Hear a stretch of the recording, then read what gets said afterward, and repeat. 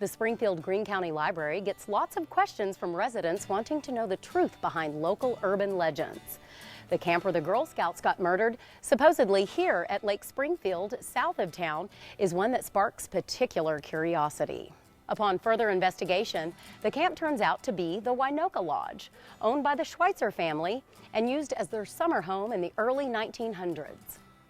The urban legend at Winoka Lodge most likely started because 3 Girl Scouts in 1977 were brutally molested and murdered at a Girl Scout camp located in Locust Grove, Oklahoma. Camp Scott in Oklahoma was permanently closed the day after the murders.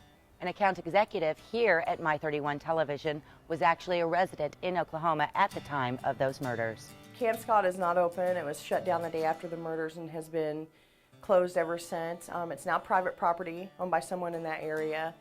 And if you get permission from the owner to go, you can actually go back and look at the property, but there's still the swimming pool still there. Everything's overgrown now. The lodge, the dinner lodge.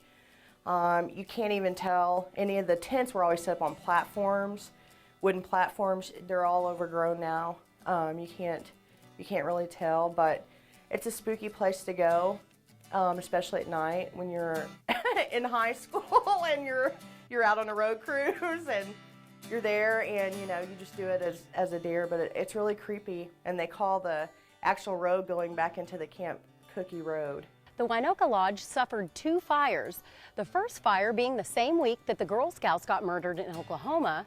The second fire was a year later, causing the Winoka Lodge to be permanently shut down as well. Well, I remember that it was really creepy. We used to take off and go to the Girl Scout camp when we were in high school and actually sit at the gate. And we couldn't go in because it's private property now, but I do remember it's an unsolved crime, so it's really, I remember it being scary. A lot of Indian legend surrounds the Girl Scout murders in Oklahoma, and the word Winoka is an Indian word meaning great spirit.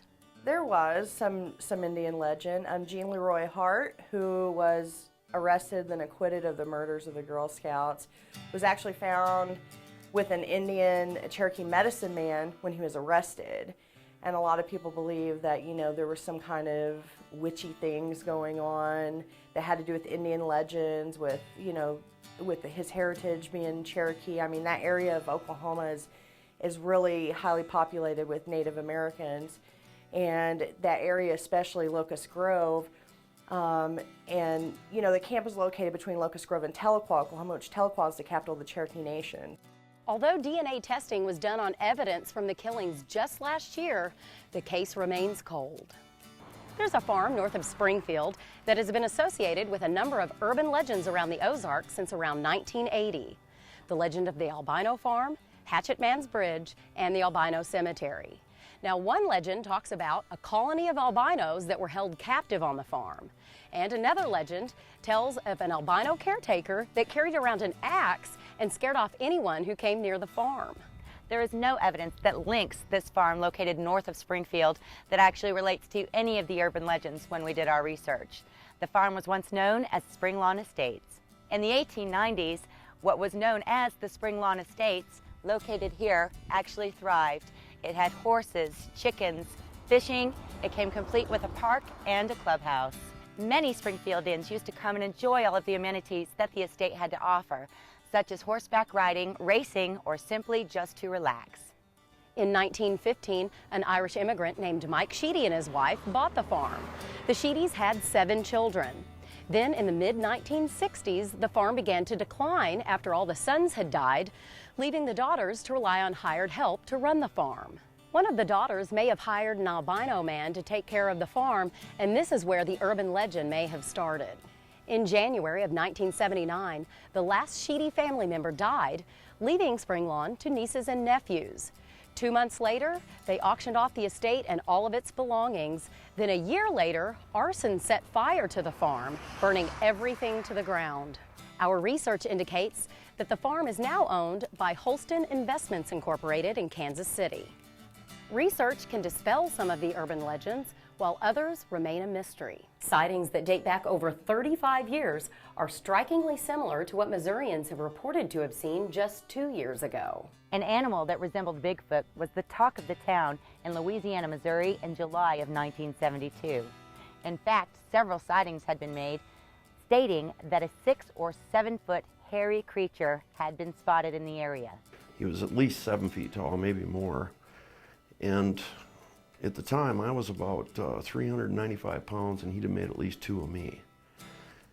I stopped maybe a car and a half short of him, and there was a profound sensation that overcame me as he was about halfway across the road that if I honked or flashed the lights, he'd rip the door off the car and mop me up with the backside of the door. Some say the creature's face was obscured and matted full of hair. Others reported that it looked very human-like. It had human teeth. It was almost looked like it had its corners turned up like it was smiling at me, but it was staring through me. It was creepy. It was distinctly human. It was kind of like seeing a guy in a bar that you really don't want to meet, somebody that's just really, really ugly and has an atmosphere of complete confidence about him. Somebody that you wouldn't want to get caught sitting next to his girlfriend, you know? He smelled awful, like a family of skunks, stood upright like a man, but did not appear to be one.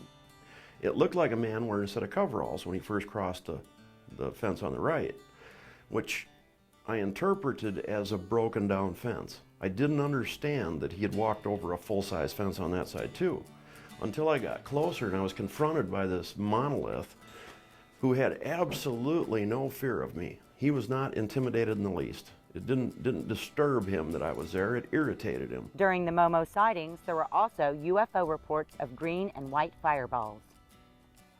Missourians call him Momo, standing for Missouri Monster. Songs were even written about him, like this one from Scott Cooper of St. Louis. Oh no, here comes Momo. Do you know Momo the monster? Have you heard of his tale?